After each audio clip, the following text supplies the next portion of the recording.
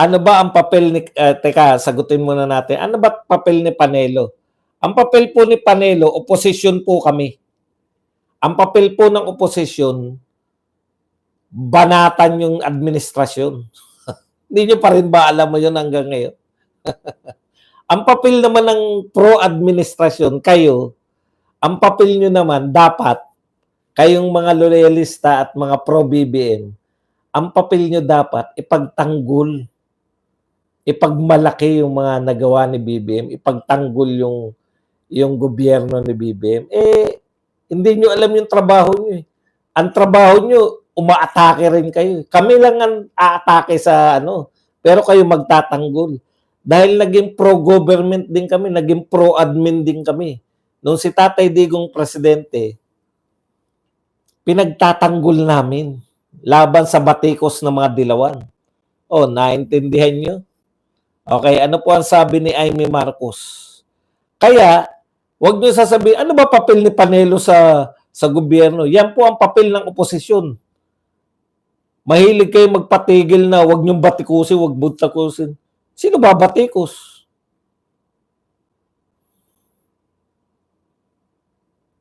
Anong walang rights? Hindi niyo na naman naintindihan. Tatagalugin ko, ang papel ng oposisyon, banatan yung administrasyon. Ano bang sinasabi niyong walang rights na naman?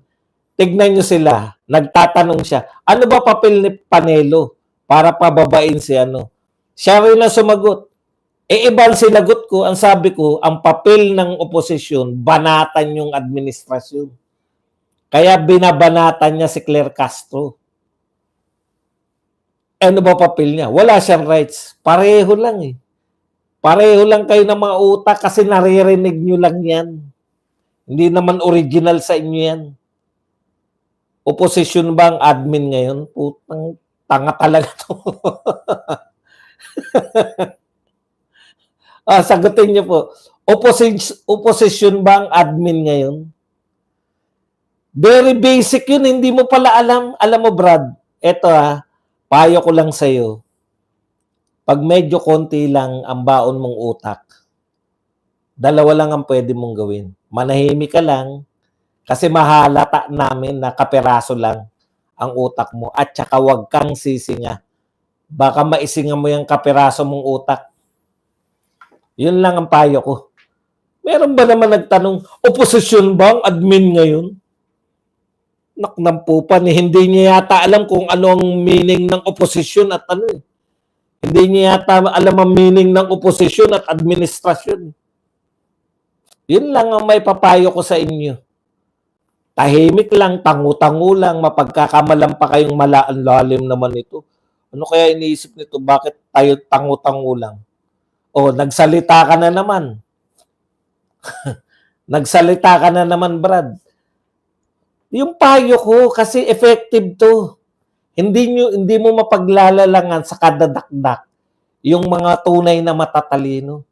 Akalain mo ang itanong mo ano ba ang administrasyon ngayon? Oposisyon?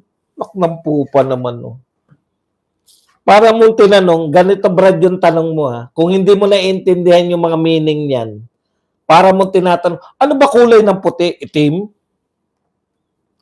yun. Magkasalungat yun Kakalive mo, di ka pa naliligo. Nabosohan mo ko.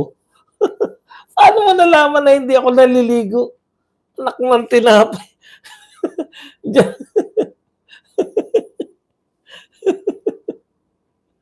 Anak ng pupa.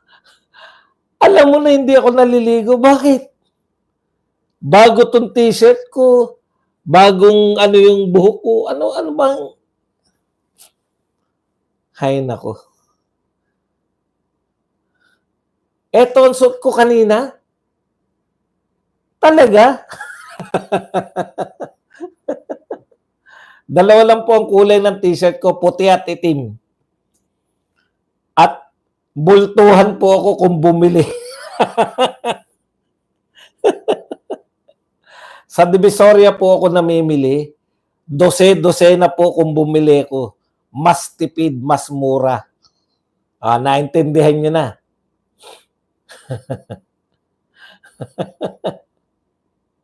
May libag pa raw ako sa tenga. Balik na tayo mga kapatid. Pasensya na po kayo ha, talagang ano yan, talagang pinagkakatuwaan lang po natin. Pinagkakatuwaan lang po natin sila. Ha? Di, hayaan nyo na po. Okay. Punta na po tayo rito sa kay Amy Marcos. Ngayon lang po, kalalabas lang po sa Inquirer na eto pong si Cardema na asawa po ng Duterte Youth Representative ay magpa-file. Kung hindi man naka-file na, no, kasi may pinapakita na sila. Hindi ko alam kung na-file na dahil ano po ngayon recess.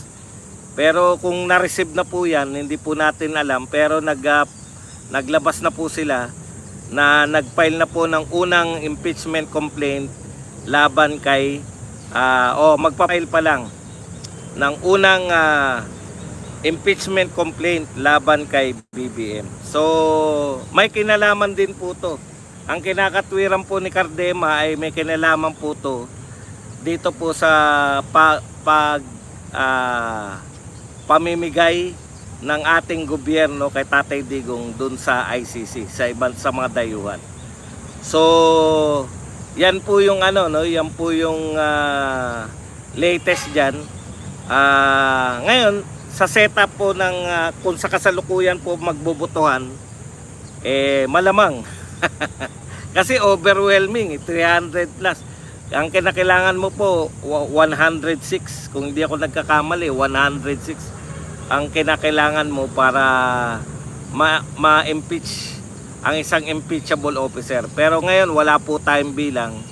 Kaya po umaasa yung mga Duterte Youth na next Congress pwede magkabilang yan kung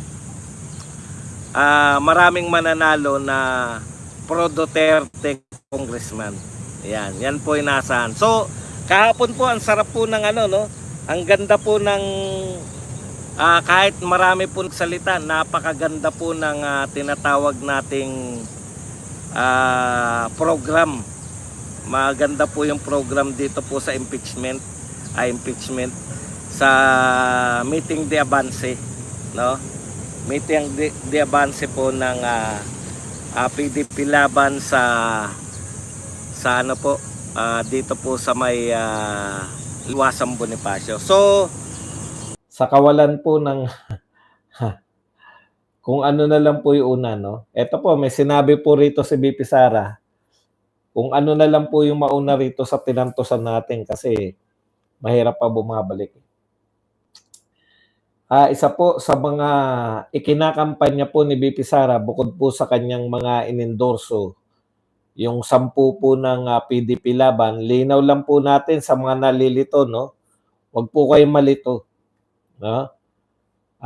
Ito po, yung endorsement po ni BP Sara ay pag-support po sa tatay niya yung 10, di ba?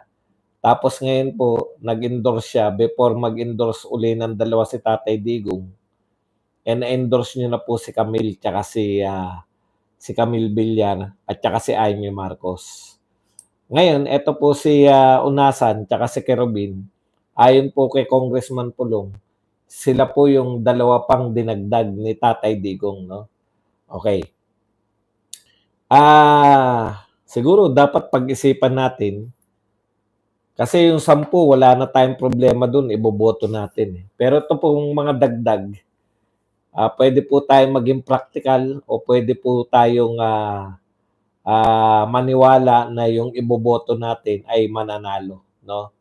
Kasi kung dinosi natin, straightan. Ganun na rin po yung panawagan ng BBM, straightan na po. Kaya maganda po itong laban na to kasi wala na pong halo-halo. Kung makikinig po pareho yung mga supporters dito po sa mga vloggers at saka sa mga leaders po, no? So yung mga BBM forces nananawagan din po ng straightan, tayo din po nananawagan ng straightan. Tiwala lang po. Pero kung Very yung praktikalidad po. Ako nakikita ko 'no, dahil, si Villar winnable na, eh. Pero ayaw naman natin kay Aimee. Kaya compromise po kay Tatay Digong yung huling dalawa niya tsaka dito kay VP Sara, puwede siguro si Camille Villar at tsaka yung isa dito, between Unasan and Kerubin, mas malaki po yung tyansa ni Unasan na manalo, 'di po ba? So, sa karagdagan po sa Duterte natin, puwede na po nating, isama si Villar at tsaka 'to si Honasan. Okey, 'yan lang po 'no. Pero meron pong, binibilin 'to si VP Sara na 'wag nating iboto 'no. Eto po, 'wag daw po nating iboto itong si, Tingog Party List. Dahil alam naman po ninyo, yung Tingog Party List po, kay ano po 'yan, kay Martin Romualdez. Sabagay, yung party list po talaga, sa totoo po, ang dami po natin pagpipilian na party list, eh. So, talagang hindi po natin maiboboto 'tong, Tingog Party List. Pero maganda na rin 'yan para alam po ng mga Duterte supporters na hindi dapat iboto yang, tingog na 'yan 'no. Okey, eto po ang pahayag ni VP Sara. Ang may-ari ng Tingog Party List ay si Martin Romualdez. Sinabi niya yan sa akin noon na siya ang may-ari. Huwag niyong iboto ang Tingog Party List kasi ang boto para sa Tingog Party List ay boto para kay Martin Romualdez. Isa lang po ang, ibobotong party list 'no. So mamimili lang po kayo sa Epanaw, Duterte Youth, PPP, nariyan naman, hanapin niyo na lang. Isipin niyo, 3 na ang seats niya sa House. Gano'n po siya kagahaman. Ganyan siya kasakim sa pera at kapangyarihan. Yan po ang sinabi ni VP Sara tungkol po dito kay Martin Romualdez.